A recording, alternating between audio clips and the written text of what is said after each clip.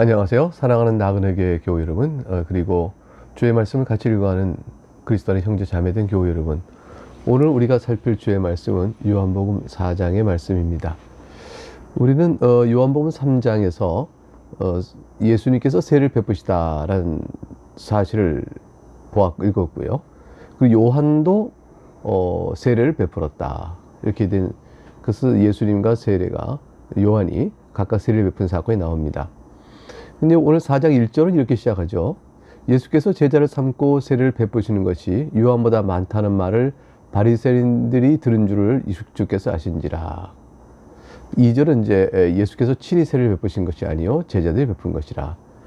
그렇게 부연 설명을 붙여놨습니다. 예수님을 따르는 제자들이 요한보다 많았죠. 그래서 예수님께서 제자를 삼으시고 그 제자들이 세례를 주는 일이 요한보다 더 많게 되어졌고, 이 말을 바리새인들이 들었습니다. 그러자 예수님께서는 3절의 요한복음의 흐름에 따르면 그 후에 유대를 떠나서 다시 갈릴리로 가셨다, 이렇게 기록되어 있습니다. 왜 그러셨을까요? 세례 요한을 비판하고 언짢게 여겼던 바리새인들이 예수님과 함께한 제자들이 또한 세례를 준다라는 사실을 알았을 때 저들이 소동을 일으켜서 시끄러움을 일으키게 될 것을 염려하신 것이죠. 그걸 다 보신 것이죠. 그래서 갈릴리로 돌아가셨습니다. 근데 가시는 길에 4절에 보니까 사마리아를 통과하여 가겠다, 그렇게 말씀하셨습니다. 사마리아를 통과하는 길이 유대에서 갈릴리로 가는 길의 지름길이기는 합니다. 그러나 구체적인 목적이 무엇이 또 있었을까요? 그 5절에 가니까 그 사건의 한 전개가 나옵니다. 그 유명한 사건이죠. 5절 보니까 사마리아에 있는 수가라는 동네에 이르시니 야곱이 그 아들 요셉에게 준 땅이 가깝고, 6절 거기 또 야곱의 우물이 있더라. 예수께서 길 가시다가 피곤하여 우물 곁에 그대로 앉으시니 때가 6시쯤 되었더라. 그 유명한 사마리아 여인에게 물을 청하시고 그 여인의 영혼을 구원하신 사건의 내용이 전개되기 시작합니다. 야곱의 우물에 이르셨다. 이 야곱의 우물이라는 것은 창세기 33장 19절에 나온 대로 야곱이 세겜의 아비 하몰의 아들들의 손에서 은 100개로 산 그 땅에 있는 우물입니다. 그 우물에서 산 사마리아 여인을 만나시죠. 주님께서는 걸어오시느라고 여인께서 지치셨고 목마르시고 피곤하셨습니다. 때가 6시다 이렇게 되었을 때에 그 6시가 어느 때쯤일까? 유대 시간으로 12시인가 아니면 로마 시간으로 저녁 6시인가, 이 각각 두 개의 의견들이 있는데요. 되게 저녁 시간에는 물길로 오는 사람이 많습니다. 그래서 아마도 사람들을 피해서 정오 12시에 왔을 거라는 생각들이 일반적입니다. 물론 뭐 다 동의는 안 하지만 그렇게 생각하셔도 무난하겠습니다. 사건의 전개는 7절 보니까 사마리아 여자 한 사람이 물을 길러 왔음에 예수께서 물을 달라 하시니 이는 제자들이 먹을 걸 사러 그 동네에 들어갔음이라. 그래서 예수님께서 친히 여인에게 말을 건네게 됩니다. 제자들 통해서 건네신 것이 아니고요. 예수님께서 물이 필요하셨죠. 9절에 사마리아 여자의 반응이 이러합니다. 당신은 유대인으로서 어찌하여 사마리아 여자인 나에게 물을 달라 하나이까? 아니 왜 이렇게 사마리아인이 물을 주는 일을 친절하게 물을 주지 않고 이렇게 대꾸를 했을까요? 그런 유대인이 사마리아인과 상종하지 않는 일이 있었기 때문입니다. 유대인들은 사마리아인을 이방인과 혼혈하였으며 쓰레기 같은 종자라 여기고 멸시를 했습니다. 하나님을 함께 예배하는 일에 저들을 함께 하지 않았고 증오와 혐오의 대상으로 취급했죠. 여인의 대답은 간단한 겁니다. 유대인 당신들이 우리를 그토록 업신 여기면서 물을 달라는 말을 내게 할 수 있습니까? 라는 것이죠. 여인은 거절한 것입니다. 예수님 뭐라고 대답하실까요? 10절. 예수께서 대답하여 이르시되 네가 만일 하나님의 선물과 또 너에게 물을 좀 달라 하는 이가 누구인 줄 알았더라면 네가 그에게 구하였을 것이요 그가 생수를 너에게 주었으리라. 하나님의 선물이요 내게 물을 좀 달라는 이가 누구인지, 생수, 아주 특별한 말들을 주님께서 이어가셨어요. 이것은 예수님께서는 지금 생수라고 말을 통해서 우물에서 기르는 것이 아니라 샘에서 흘러나오는 물, 그러니까 네가 주는 물과는 다른 물을 줄 것이다. 그리고 물을 달라 하니까 누군지 알았더라면 하나님의 선물, 이걸 통해서 영원한 생명의 구원을 상징하고 계신 겁니다. 여자는 이해가 되지 않았죠. 11절에 주여 물기를 그릇도 없고 이 물은 깊은데 어디서 당신이 생수를 얻겠다고 말합니까? 이 깊은 데서 물을 겨우 얻는 것 외에는 방법이 없는데, 아니 샘에서 흘러난 물을 주시겠다고 말합니까? 엉뚱한 말이군요. 이렇게 대답한 거죠. 12절 우리 조상 야곱이 이 우물을 우리에게 주셨고 또 여기서 자기와 자기 아들들과 짐승이 다 마셨는데 당시 야곱보다 더 크니까 이 우물보다 더 좋은 물, 샘에서 흘러나오는 물, 그 물이 가능이라 합니까? 여기서 어떻게 그 물을 구한다는 겁니까? 야곱도 이 우물 외에는 물을 구할 길이 없었습니다. 근데 당시 그렇다면 야곱보다 더 크니까? 라고 말이 안 된다는 얘기를 대꾸를 했습니다. 예수님께 설명을 해 주시기 시작합니다. 13절 이 물을 마시는 자마다 다시 목마르려니와 내가 주는 물을 마시는 자는 영원히 목마르지 아니하리니 내가 주는 물은 그 속에서 영생하도록 솟아나는 샘물이 되리라. 이것이 사마리아 여인에게 설명이 됐는지 모르겠어요. 어쨌건 주님께서는 자신이 하신 말씀이 무엇인가를 풀어 말씀하셨습니다. 내가 주는 물은 영혼을 살리는 물이라. 다시 마시나 목이 말라지는 그런 몸을 위한 물이 아니다. 영혼을 살리는 물은 죄인이 영생을 얻는 말씀과 성령을 가리키는 것이죠. 그것으로 인해서 주시는 은혜를 가리킵니다. 말씀과 성령으로 끊임없이 생명이 새로워지기 때문이죠. 우리 안에 영원한 생명이 따라서 말씀과 성령의 은혜로 새로워짐으로 인해서 우리 안에서 얻어진 주심받은 생명이 계속 새로워지는 은혜를 입게 되어집니다. 여인은 우리 앞서 봤던 니고데모가 하나님 나라의 비밀, 거듭나야 한다는 말을 깨닫지 못한 것처럼 예수의 말씀을 깨닫지 못했습니다. 15절에 여자는 그래서 이제 그것이 마시는 물로 생각하고 이렇게 얘기하죠. 주여 그런 물을 내게 주사 목마르지도 않고 또 여기 물 길으러 오지도 않게 하옵소서. 그런 물이 있다면 내가 참 좋겠습니다. 나에게 주시오 라고 이제 구하게 되어졌습니다. 예수님께서는 그 생수를 정말로 구하고자 한다면 그것은 육신의 필요에 따라 구하는 것에 그치면 되지 않고 진실로 영혼의 생명을 위한 물이기 때문에 간구하는 태도가 어떠해야 될 것인가를 16절부터 일깨워줍니다. 이르시되 가서 네 남편을 불러오라. 여자가 대답합니다. 나는 남편이 없나이다. 예수께서 말씀하십니다. 네가 남편이 없다는 말이 옳도다. 너에게 남편 5이 있었고 지금 있는 자도 네 남편이 아니니 네 말이 참되도다. 죄를 깨닫게 하시고 양심의 충격을 주기 위해서 주신 말씀이에요. 여인을 긍휼히 여기신 것이죠. 그 부끄러움과 자기의 죄의 참상을 그대로 보게 하신 것입니다. 그래서 네 남편을 데려오라, 이렇게 불러오라 말한 것이죠. 여인은 그 말을 듣는 순간 자기의 죄상이 드러납니다. 왜냐하면 이 여인은 남편이 5이나 있었거든요. 그러니까 그때 계속 간음을 하고 발음을 피고 또 갈리고 했던 자신의 비참한 죄의 양상이 다 드러나는 것을 탁 꼭 집어 얘기한 겁니다. 여인이 이제 죄를 감추려 하죠. 저는 남편이 없습니다. 그러나 예수님께서는 그 여인에게 이것을 말하므로 그 여인이 은혜를 구하도록 주님께서 압박을 하신 겁니다. 16절에 가서 주님이 내 남편을 불러라 이렇게 말한 거죠.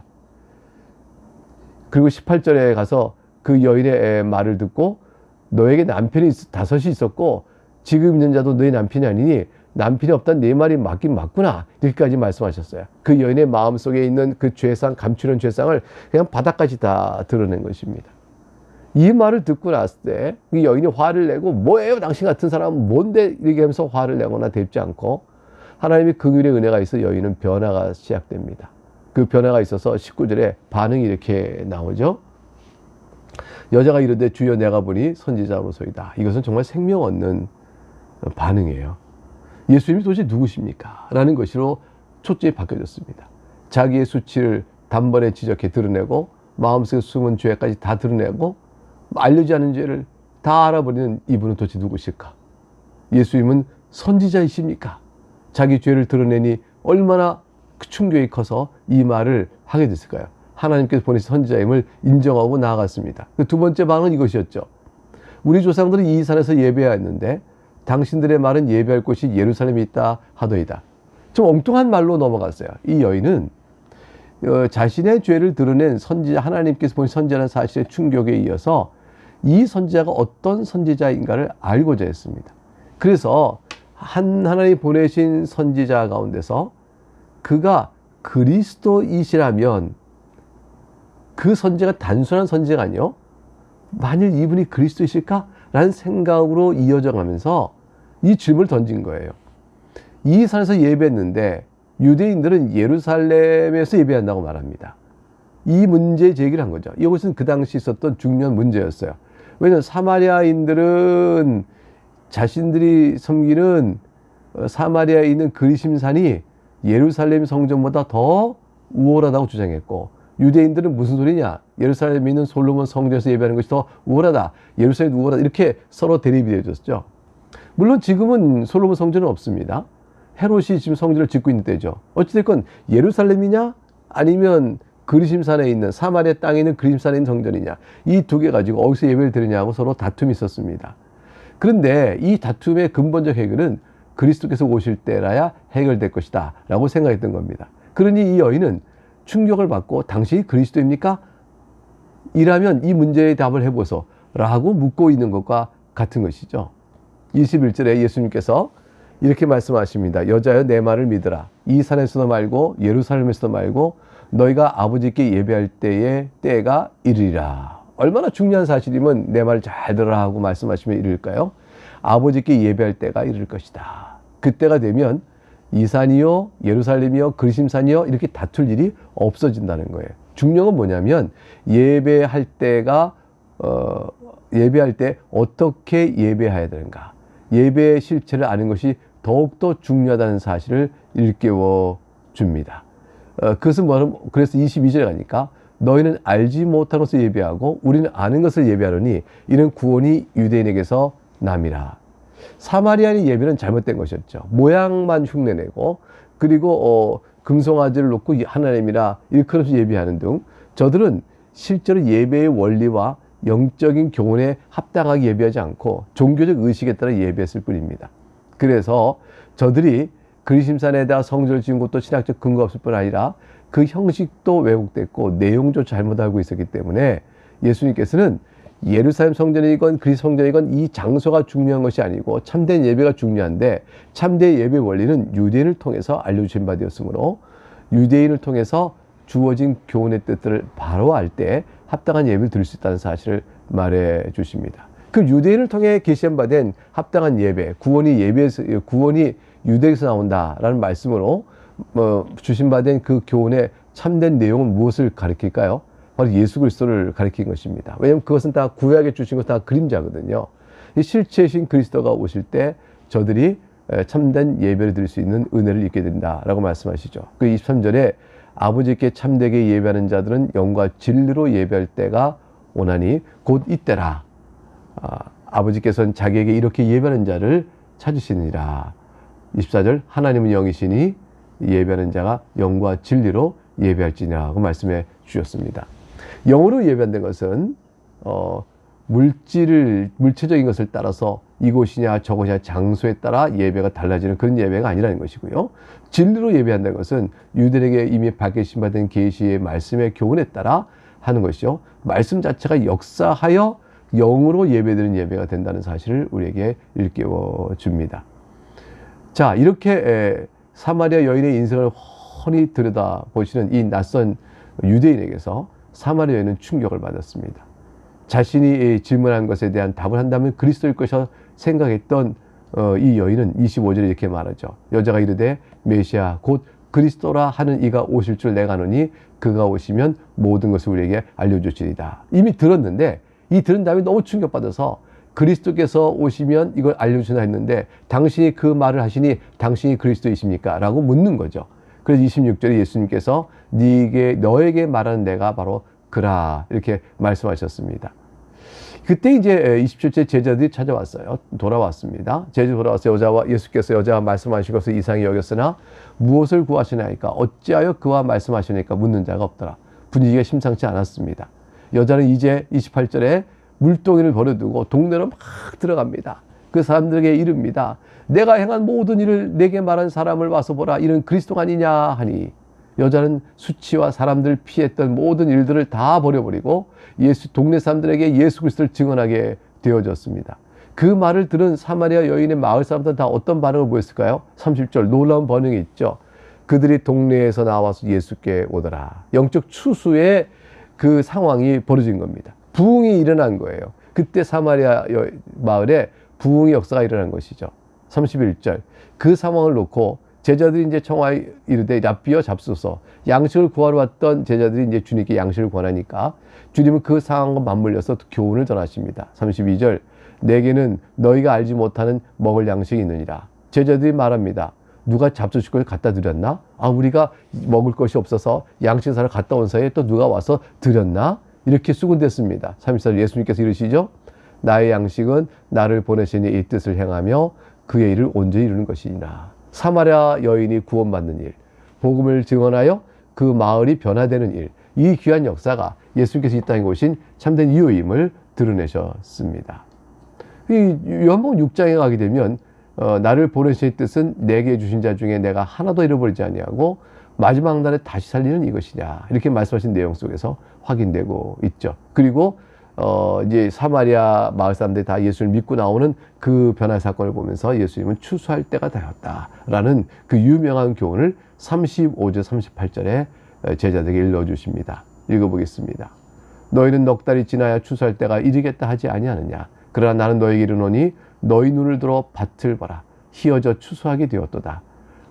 거두는 자가 이미 삭도 받고 영생에 이른 열매를 모으나니 이는 뿌린 자와 거두는 자가 함께 즐거워하게 하려 함이라. 그런즉 한 사람이 심고 다른 사람이 거둔다 하는 말이 옳도다. 내가 너희로 노력하지 아니한 것을 거두러 보내었노니 다른 사람들은 노력하였고 너희는 그들이 노력한 것에 참여하였느니라. 영혼의 추수 이미 때가 무르익었습니다. 이제 거두는 자가 이미 삭도 받고 또 36절 말씀이 말이죠. 영생에 이르는 열매도 모은다. 이렇게 되어 있습니다. 이래서 이제 사마리아의 그 마을에 주님께서 지금 말씀하신 대로 영적 추수의 때가 이르러서 사람들이 다 예수께 나와 믿음을 가졌습니다. 39절 여자의 말이 내가 행한 모든 것을 그가 내게 말하였다 증언하므로 그 동네 중에 많은 사람이 예수를 믿는지라. 이렇게 그 내용이 증언되고 있습니다. 근데 40절에 사마리아인들이 예수께 나와서 이렇게 청합니다. 저희와 함께 유하여 주시옵소서. 그래서 예수님께서 이제 그들과 함께 계십니다. 그들이 참된 믿음의 반응으로 주님께서 자기들과 함께 있고 또 자기들에게 보다 더 많은 말씀을 주시기를 간절히 바라는 그런 마음에서 청한 게 되어졌죠. 결과가 어떻게 됐을까요? 41절 보니까 예수의 말씀으로 말미암아 믿는 자가 더욱 많아 그 여자에게 말하되 이제 우리가 믿는 것은 내 말로 인함이 아니니 이는 우리가 친히 듣고 그가 참으로 세상에 구주신 줄 알미라 하였더라. 사실 예수 그리스도께서 이 땅에 오셔서 하나님의 아버지의 뜻에 따라 구원을 베푸신 놀라운 사역의 첫 열매는 이 사마리아 이곳에서 벌어졌습니다. 놀라운 일이죠. 이 유대 가운데서 먼저 벌어진 것이 아니었어요. 대대적인 영적 추수가 사마리아 땅에서 먼저 벌어졌습니다. 이것은 그리스도의 구원이 인종이나 민족이나 어떤 것에 구애받지 않고 차별이 없느니라. 모든 믿는 자에게 베푸시는 구원의 은혜에 차별성이 없음을 이미 보여준 놀라운 사건이었죠. 43절 44절에 이틀이 지나며 예수께서 거기를 떠나십니다. 갈릴리로 가십니다. 친히 증언하시기를 선지자가 고향에서 높이를 받지 못한다 하시고 이제 사마리아에서 이렇게 칭송을 받고 메시아임을 인정받고 그들이 따랐지만 이제 갈릴리로 갑니다. 갈릴리에서는 상황이 다를 것이라 이렇게 말씀한 거예요. 거기서는 오히려 높이를 받지 못할 것이라 라는 말씀하신 거죠. 그들이 선지자가 고향에 왔을 때 높이를 받지 못한 이유는 하나님의 말씀을 전하기 때문이에요. 근데 만약 세상적으로 선구에 왔다면 어땠을까요? 다 따랐을 겁니다. 결국 영적으로 악한 세대는 주의 말씀을 받지 않는 거죠. 45절에 갑니다. 갈릴리 이름이 갈릴리 사람들이 그를 영접하니 이는 자기들도 명절에 갔다가 예수께서 명절 중 예루살렘에서 하신 모든 일을 보았습니다. 이제 갈릴리인들이 예루살렘에서 행한 표적을 봅니다. 사마리아인이 말씀을 듣습니다. 유대인은 멸시했어요. 갈릴리는 환영했습니다. 사마리아는 믿었습니다. 이 대조가 이루어지죠. 아까 제가 갈릴리로 가면서 선지자 고향에서 환영을 받지 못한 말씀을 드렸는데 실제 유대 땅에서는 멸시받고 갈릴리 땅에서는 우리 영접받는 이 일이 벌어지고 더군다나 사마리아에게는 더욱더 믿음이 나타난 결과를 보여주는 이 상황의 전개 속에서 실제로 예수님께서는 그의 복음이 가난한 자, 심령이 가난한 자에게 주어지는 것인 사실을 잘 드러내고 있다. 이렇게 볼 것입니다. 자, 갈릴리 땅에 갔을 때에 사람들이 이제 예수님을 찾아옵니다. 다 믿음을 갖고 찾아온 것은 아니죠. 한 사건이 있는데 한번 보겠습니다. 46절. 예수께서 다시 갈릴리 가나에 이르시니 전에 물로 포도를 만드신 곳이라. 자, 유명한 표적이 있었어요. 왕의 신하가 있어 그의 아들이 가버나움에서 병들었더니 그가 예수께서 유대로부터 갈릴리로 오셨다는 것을 듣고 가서 청하되 내려오셔서 내 아들의 병을 고쳐주소 하니 그가 거의 죽게 되었습니다. 그러니까 약 갈릴리 가나까지 가버나움에서 약 한 40km 됩니다. 쉬지 않고 10시간 정도 걸어야 되는 거리죠. 찾아왔습니다. 고단한 걸음입니다. 그러나 아들의 병을 고쳐주길 바라는 것이죠. 48 예수님께서 이렇게 이르십니다. 너희는 표적과 기술을 보지 못하면 도무지 믿지 아니하니라. 굳이 청하지 않아도 찾아가 병자를 고치셨던 주님께서 이렇게 먼 길을 달려온 신하에게 다소 냉정한 평가를 내리시는 것을 까닭은 도대체 뭘까요? 아마도 이 찾아온 아들의 생명을 구하러 찾아온 이 자가의 관심이 하늘에 있지 않고 오직 땅에만 있기 때문이 아닐까 쉽게 짐작이 갑니다. 49절 신하가 이르되 주여 내 아이가 죽기 전에 내려오소서. 그럼 50절에 주님께서 말씀하십니다. 가라 네 아들이 살아있다 하시니 그 사람이 예수께서 하신 말씀을 믿고 가더니 주님께서 한 번 늦추신 다음에 너희가 표적과 기술을 보지 못하면 도무지 믿지 아니한다. 한번 늦추신 다음에 그 신하가 주여 내 아이가 죽기 전에 내려오소서라고 간청을 했을 때 과연 주님께서는 꼭 고치실 거라는 믿음을 더욱더 확증해 보인 거죠. 주님께 말씀하실 때 그렇게 고쳐주지 않으면 마시오. 내가 이렇게 먼 길 찾아왔는데 이렇게 냉정히 대하시오. 이렇게 불평하지 않고 더 매달립니다. 주님께서 50절에 가라 내 아들이 살아있다 하시니 말씀을 주셨어요. 함께 가지도 아니하시고 그냥 가라 하고 말씀하시고 네 아들 살았다고 말씀하셨습니다. 이 신하가 이 말씀을 믿었을까요? 믿었습니다. 그저 이미 고쳐받았다는 말을 믿음으로 받았죠. 그리스도의 말씀을 신뢰하고 의지했던 것입니다. 이것으로 인해서 과연 놀라운 역사가 나타나죠. 51절 보니까 내려가는 길에 그 종들이 오다가 만나서 아이가 살아있다 합니다. 그 아이가 살아난 것을 보고 이 신하를 찾아서 종들이 막 달려온 거죠. 갈릴리 가나에 갔던 이 신하에게 찾아오는 거예요. 그 중간에 만나게 된 겁니다. 아니 어쩐 일이냐? 살았습니다. 주인님 아이가 살았습니다. 그 낫기 시작한 때를 물어보니까 어제 7시에 열기가 떨어졌나이다 하는지라 그의 아버지가 예수께서 네 아들이 살아있다 하신 말씀하신 그때인 줄 알고 그래서 이 신하가 정말 예수를 믿고 온 집안이 다 믿게 되었으니 예수께서 유대에서 갈리로 행하신 두 번째 표적이니라. 그 믿음의 놀라운 구원의 역사가 사마리아 땅에 있었던 역사에 이어서 지금 이 신하의 아들의 살린 역사를 통해서 또 한 번 증거되고 있습니다. 예수의 복음은 이렇게 생명을 살리는 귀한 역사예요. 구원을 베푸시는 은혜의 역사입니다. 우리도 이 은혜 가운데서 주의 말씀을 듣고 구원의 큰 기쁨과 또 영혼의 생명을 얻게 되는 것이죠. 네, 오늘 여기까지 요한복음 4장에 나와 있는 귀한 은혜 말씀을 살폈습니다. 내일 다시 뵙겠습니다. 감사합니다.